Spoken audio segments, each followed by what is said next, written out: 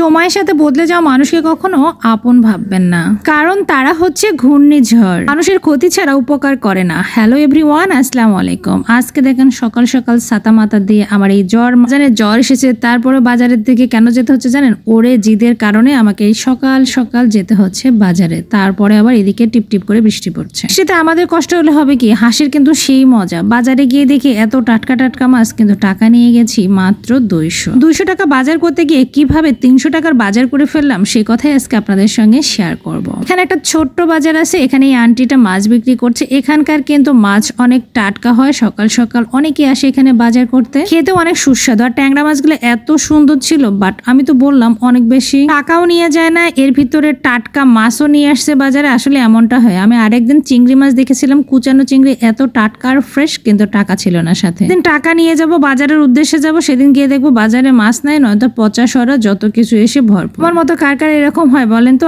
আজকে বেগুন দিয়ে মাছ খেতে খুব ইচ্ছা করছিল, বেগুনের দাম শুনে তো আমার মাথায় হাত পড়েছে। 60 টাকা কেজি। এমন কোনো বাজার নাই যেটা 60 টাকার নিচে আছে, সব 60 টাকার উপরে। কচুমুখী কিনতে চাইলাম, কচুমুখী বেগুন আর মাছ রান্না করবো।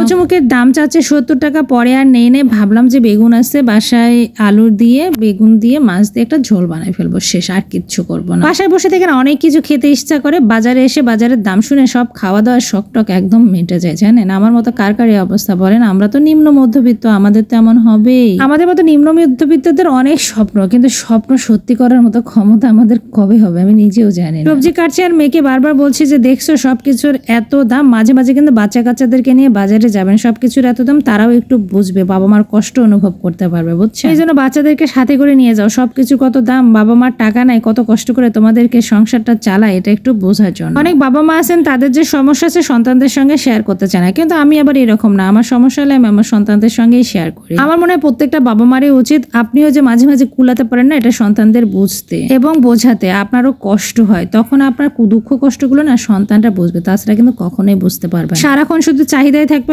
বাবা এটা দাও, মা এটা দাও, কেন দিতে পারতেছো না? যখন ওরা বুঝবে যে না বাবা মার আসলে অনেক কষ্ট হয়, তখন চাইতেও ওদের ভিতরে একটা দ্বিধা কাজ করবে। এদিকে সব মিলে তাড়াহুড়া করে রান্না বসিয়ে দিয়েছি, কারণ আমার ছেলের খুবই নাকি ক্ষুধা লেগেছে। এই হলো মাছের ঝোল বানিয়ে নিলাম, ভাজা করে কড়া করে, কারণ আমার ছেলের ভাজা ছাড়া রান্না খেতেই পারে না। ওটার মধ্যে দিয়েছি হচ্ছে বেগুন আর হচ্ছে কয়েকটা মাছ দিয়ে, আলু দিয়ে, পেটি ছিল, পেটি না তো লেজ আর মাথাটা দিয়ে আমি রান্না করছি। বেগুন দিয়ে মাছ আমার আম্মুর হাতের রান্না, অনেকদিন ধরে খায় না, আম্মু অনেক ভালো রান্না করে। পুকুরের টাটকা মাছ আসলে বেশ কিছু বছর ধরে খাওয়া হয় না, যাই হোক এসব আর আশাও করি না। এদিকে দেখেন চারপাশে কি সুন্দর বৃষ্টি হচ্ছে, মনে হচ্ছে যে বৃষ্টিতে একটু ভিজতে ভালো লাগতো, কি আর করব, আমরা তো ভাড়া থাকি। ছাদটা খোলা আছে, তারপরে মনে হয় যে ছাদে যদি চলে যায়, একদিকে গা ভিজে গেলে আবার হুট করে যদি কেউ চলে আসে, এই জন্য ছাদে গিয়ে যে একটু বৃষ্টির মধ্যে ভিজবো তাও করা হচ্ছে না। কেন জানি খুব বৃষ্টিতে ভিজতে ইচ্ছে করছে, পরে মনে হচ্ছে আমার মনে হয় জ্বর আসবে, এই জন্য আমার খুব বৃষ্টি টানতেছে, তাই না? তার উপর আমার ছেলের জ্বর আসতে ভাবলাম যে দরকার নাই বাবা, অনেক হয়েছে, এত আর শখ আমার করার দরকার নাই। তো সবাই ভালো থাকবেন, সুস্থ থাকবেন, আল্লাহ হাফেজ, আসসালামু আলাইকুম।